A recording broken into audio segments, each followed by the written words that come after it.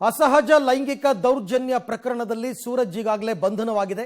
ಈ ಪ್ರಕರಣವನ್ನು ಅಧಿಕೃತವಾಗಿ ಈಗ ಸಿಐಡಿಗೆ ವರ್ಗಾವಣೆ ಕೂಡ ಮಾಡಲಾಗಿದೆ. ಇದಾದ ಬಳಿಕ ಸಿಐಡಿ ಅವರು ಆತನನ್ನು ವಶಕ್ಕೆ ಪಡೆಯೋದಕ್ಕೆ ಕೋರ್ಟ್ಗೆ ಆಗಮಿಸಿದ್ದಾರೆ.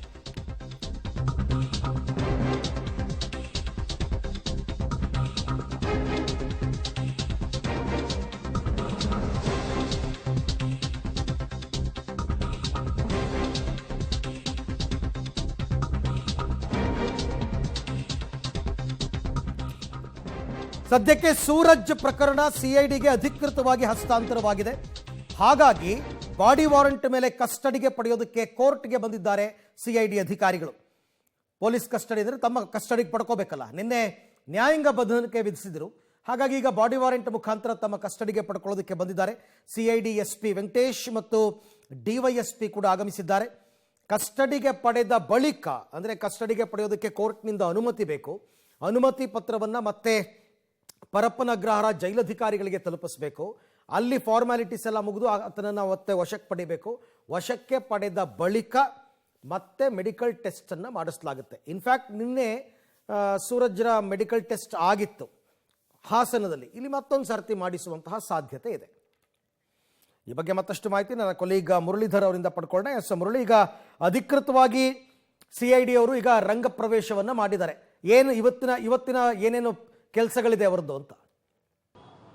ಅರವಿಂದ್, ಏನಂದ್ರೆ ನಿನ್ನೆ ಅಷ್ಟೇ ಸೂರಜ್ ರೇವಣ್ಣನ ಹೊಳೆನರಸೀಪುರ ಪೊಲೀಸರು ಬಂಧನಕ್ಕೊಳಪಡಿಸಿದರು. ಬಂಧನಕ್ಕೊಳಪಡಿಸಿದ ಬಳಿಕ ಆ ಪ್ರಕರಣವನ್ನ ಅಂದ್ರೆ ಅವರು ಕೊಟ್ಟಂತ ಅವರ ವಿರುದ್ಧ ಇರುವಂತಹ ಲೈಂಗಿಕ ದೌರ್ಜನ್ಯ ಪ್ರಕರಣ ಮತ್ತು ಸೂರಜ್ ರೇವಣ್ಣ ಕೊಟ್ಟಂತ ಬ್ಲಾಕ್ ಮೇಲ್ ಪ್ರಕರಣ, ಎಕ್ಸ್ಟ್ರಾಕ್ಷನ್ ಕೇಸ್ ಅಂತ ಏನೇ ಕೊಟ್ಟಿದ್ರು, ಆ ಪ್ರಕರಣ ಎರಡನ್ನೂ ಕೂಡ ಸಿಐಡಿಗೆ ಈಗಾಗಲೇ ಅಧಿಕೃತವಾಗಿ ಹಸ್ತಾಂತರವನ್ನು ಮಾಡಿರುವಂಥದ್ದು. ಹಸ್ತಾಂತರ ಮಾಡಿದ ಹಿನ್ನೆಲೆಯಲ್ಲಿ ನಿನ್ನೆ ಅವರನ್ನ ಪೊಲೀಸ್ ಕಸ್ಟಡಿಗೆ ಹೊಳೆನರಸೀಪುರ ಪೊಲೀಸರು ಪಡ್ಕೊಳ್ಳಿಲ್ಲ. ಅವರನ್ನ ನ್ಯಾಯಾಂಗ ಬಂಧನಕ್ಕೆ ಕಳಿಸುವ ಒಂದು ಪ್ರಯತ್ನಗಳನ್ನ ಮಾಡಿದ್ರು. ಅದೇ ರೀತಿಯಲ್ಲಿ ಅವರನ್ನ 14 ದಿನಗಳ ಕಾಲ ನ್ಯಾಯಾಂಗ ಬಂಧನಕ್ಕೆ ಕಳಿಸಿರುವಂಥದ್ದು.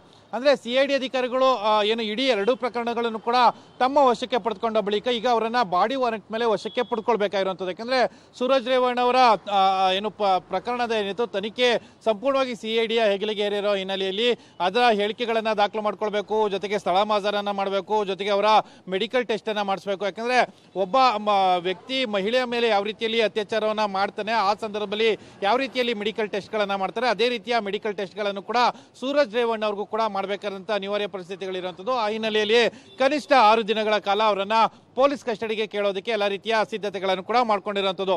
ಈಗಷ್ಟೇ ಕೋರ್ಟ್ಗೆ ಎಸ್ಪಿ ಅಂದ್ರೆ ವೆಂಕಟೇಶ್ ಅಂದ್ರೆ ಸಿಐಡಿ ಎಸ್ಪಿ ವೆಂಕಟೇಶ್ ಅವರು ಕೂಡ ಬಂದಿರುವಂಥದ್ದು. ಜೊತೆಗೆ ಡಿಎಸ್ಪಿ ಅಧಿಕಾರಿಗಳು ಇವರೆಲ್ಲರೂ ಕೂಡ ಬಂದಿದ್ದಾರೆ. ಇವತ್ತು ಅವರನ್ನ ಕೋರ್ಟ್ಗೆ ಹಾಜರುಪಡಿಸಬೇಕಾ ಅಥವಾ ವಿಡಿಯೋ ಕಾನ್ಫರೆನ್ಸ್ ನ ಮೂಲಕ ಹಾಜರುಪಡಿಸಿ ಅವರನ್ನ ಪೊಲೀಸ್ ಕಸ್ಟಡಿಗೆ ಪಡ್ಕೊಳ್ಬೇಕಾ, ಈ ರೀತಿಯ ಒಂದಷ್ಟು ಚರ್ಚೆಗಳು ನಡೀತಾ ಇದ್ದಾವೆ.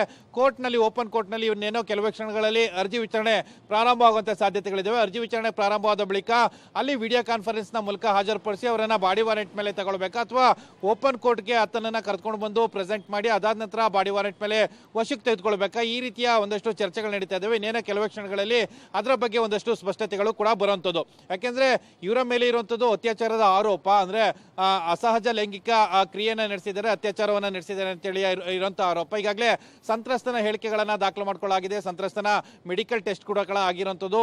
ಈಗ ಆರೋಪಿ ಸ್ಥಾನದಲ್ಲಿರುವಂತಹ ಸೂರಜ್ ರೇವಣ್ಣ ಏನಿದೆ, ಸೂರಜ್ ರೇವಣ್ಣ ಅವರ ಹೇಳಿಕೆಗಳನ್ನ ದಾಖಲು ಮಾಡ್ಕೊಳ್ಬೇಕು ಮತ್ತು ಮೆಡಿಕಲ್ ಟೆಸ್ಟ್ ಅನ್ನ ಮಾಡಿಸಬೇಕು, ಜೊತೆಗೆ ಸ್ಥಳ ಮಾಜರನ್ನ ಮಾಡಬೇಕು. ಅಂದ್ರೆ ಗನ್ನಿಕಡ ಏನು ತೋಟದ ಮನೆಯಲ್ಲಿ ನಡೆದಿದೆ ಈ ಘಟನೆ ಅಂತ ಹೇಳಿ ಒಂದು ಆರೋಪವನ್ನು ಮಾಡಿರುವಂಥದ್ದು. ಆ ಹಿನ್ನೆಲೆಯಲ್ಲಿ ಅಲ್ಲೂ ಕೂಡ ಸ್ಥಳ ಮಾಜರನ್ನ ಮಾಡಬೇಕು. ಇದೆಲ್ಲದನ್ನೂ ಮಾಡಬೇಕು ಅಂತ ಹೇಳಿದ್ರೆ ಅವರನ್ನ ಪೊಲೀಸ್ ಕಸ್ಟಡಿಯ ಅನಿವಾರ್ಯತೆಗಳಿದ್ದಾವೆ. ಆ ಹಿನ್ನೆಲೆಯಲ್ಲಿ ಇವತ್ತು ಪೊಲೀಸ್ ಕಸ್ಟಡಿಗೆ ಪಡ್ಕೊಳ್ಳೋ ಎಲ್ಲ ಪ್ರಯತ್ನಗಳನ್ನು ಕೂಡ ಸಿಐಡಿ ಅಧಿಕಾರಿಗಳು ಮಾಡ್ತಾ ಇರುವಂಥದ್ದು. Arvind, okay, thank you Murali, ತಮ್ಮ ಎಲ್ಲ ಮಾಹಿತಿಗಾಗಿ ಧನ್ಯವಾದ. ಸೊ ಒಟ್ಟಾರೆ ಇವಾಗ ಸೂರಜ್ರನ್ನ ನೇರವಾಗಿ ಕೋರ್ಟ್ ಮುಂದೆ ಹಾಜರುಪಡಿಸಲ್ಲ, ಅವರು ಪರಪ್ಪನ ಅಗ್ರಹಾರದಲ್ಲೇ ಇರ್ತಾರೆ. ಒಂದು ವೇಳೆ ಬಾಡಿ ವಾರೆಂಟ್ ಕೊಟ್ಟರೆ ಇವರೇ ಹೋಗಿ ಕರ್ಕೊಂಡು ಬರ್ತಾರೆ.